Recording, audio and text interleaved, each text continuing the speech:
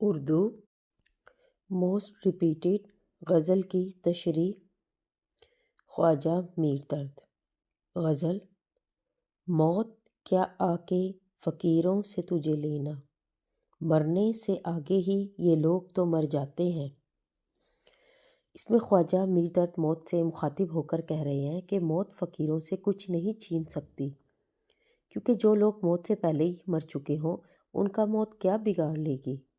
شاعر کہتے ہیں کہ فقیر اور درویش لوگ زندگی کو موت کی امانت سمجھتے ہیں۔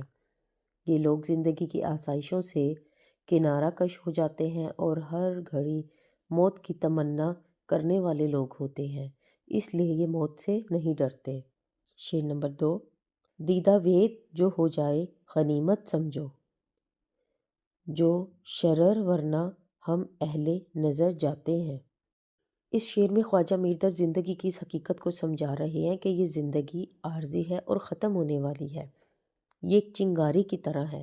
جس طرح چنگاری کچھ دیر کے لیے روشن ہوتی ہے اور کچھ لمحوں بعد وہ راکھ میں بدل جاتی ہے، زندگی ہی بالکل بھی ویسی ہی ہے، جو چند سالوں کے بعد مٹ جائے گی۔ یعنی وہ کہتے ہیں کہ وہ اس جو زندگی کی جو عارضی اور مختصر حقیقت ہے اس کو سمجھا رہے ہیں کہ اس کو غنیمت جانو۔ یہ مختصر سی مہلت ہے، اگر اس میں ہم اپنے دوستوں سے، ملنے والوں سے ہنس بول لیتے ہیں، ایک دوسرے کا دیدار کر لیتے ہیں تو یہ بڑی نعمت ہے، کیونکہ کچھ پتہ نہیں ہے کہ موت کب آ جائے۔ یہ نمبر 3: بے ہنر دشمنی اہل ہنر سے آ کر، منہ پہ چڑھتے تو ہیں پر جی سے اتر جاتے ہیں۔ اس شعر میں شاعر میر درد ایک بہت بڑی سچائی بیان کر رہے ہیں کہ عام طور پر ایسا ہوتا ہے کہ جو بہت زیادہ بولتے ہیں وہ اپنی خوشامد طبیعت کی وجہ سے نااہل اور کم درجہ لوگوں کی نظر میں اپنا مقام بنا لیتے ہیں اور درباروں میں بڑے بڑے عہدے بھی حاصل کرنے میں کامیاب ہو جاتے ہیں، لیکن اس کا یہ مطلب نہیں ہے کہ وہ اعلیٰ عہدوں پر فائز ہو جاتے ہیں تو وہ واقعی ہنر اور جوہر والے بن جاتے ہیں۔ ان کی نااہلی کبھی ختم نہیں ہو سکتی، کیونکہ جیسے شیخ سعدی رحمۃ اللہ علیہ فرماتے ہیں کہ لوہے کو جتنا بھی اس کو رگڑا جائے، چمکایا جائے، وہ زیادہ کالا ہی ہوتا جاتا ہے، یعنی اس میں سونے اور چاندی جیسی چمک پیدا نہیں ہو سکتی۔ یہی وجہ ہے کہ جو نااہل آدمی ہوتے ہیں، جس قدر بھی خود کو نکھار لے، جھوٹ کے سہارے حاصل کر لے، ہنرمندی کی جگہ وہ نہیں لے سکتا۔ وہ عارضی شہرت وغیرہ تو اختیار کر سکتا ہے، لیکن لوگ اس کی اصلیت کو جانتے ہیں، وہ لوگوں کے دلوں میں اپنی جگہ نہیں بنا سکتا۔ نیکسٹ موسٹ ریپیٹڈ غزل کے اشعار کی تشریح۔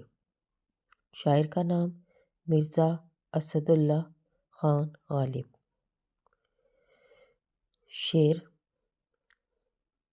وائے دیوانگی شوق کے ہر دم مجھ کو، آپ جانا ادھر اور آپ ہی حیران ہونا۔ تشریح: اس شعر میں شاعر نے اپنے محبوب سے محبت کا اظہار کیا ہے۔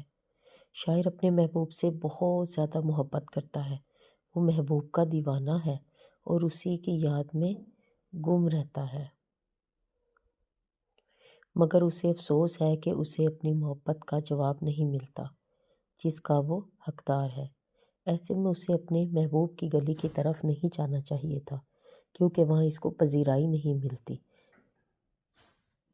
وہاں اس کی کوئی اہمیت نہیں ہوتی، محبوب کی گلی کا رخ کرنے کا کوئی مقصد ہی نہیں۔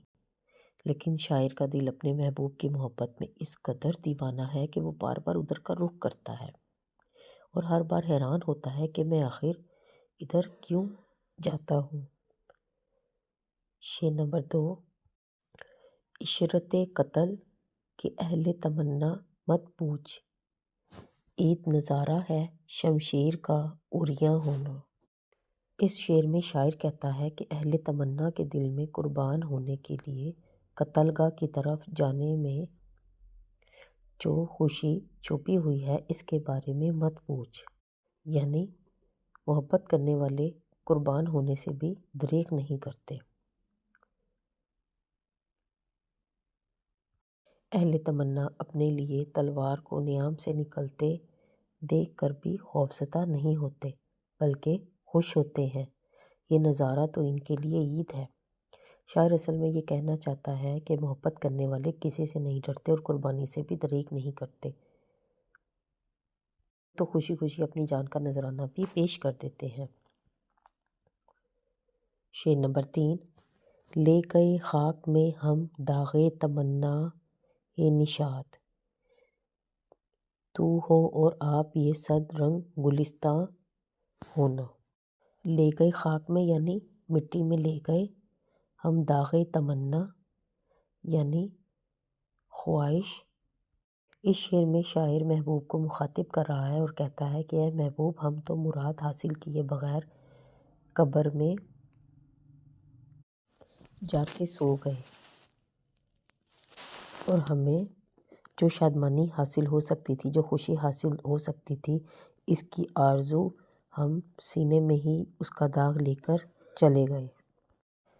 اب تو بس تم جس طرح بھی چاہو باغ باغ ہو جاؤ، خوش ہو جاؤ، خوش رہو، ہماری خوشیاں بھی تمہیں حاصل ہو جائیں، یعنی ہمیں ہماری زندگی میں تمہاری کوئی بھی خوشی حاصل نہیں ہو سکی۔ ہم بھی اس دنیا میں آئے تھے کہ اس دنیا کی رونق سے لطف اندوز ہوں، لیکن ہمارے مقدر میں تلخیوں اور رسوائیوں کے سوا کچھ بھی نہ رہا۔ یہ ساری حسرتیں ہم دل میں لے کر اس دنیا سے رخصت ہو گئے۔ اب ہماری یہ دعا ہے کہ تو اس دنیا میں گلستان کی طرح رہے، جس میں ہر طرف بہار ہی بہار ہو، مہکتی کلیاں ہوں، پھول ہوں، اور تم اس میں خوش و خرم زندگی بسر کرو اور آباد رہو۔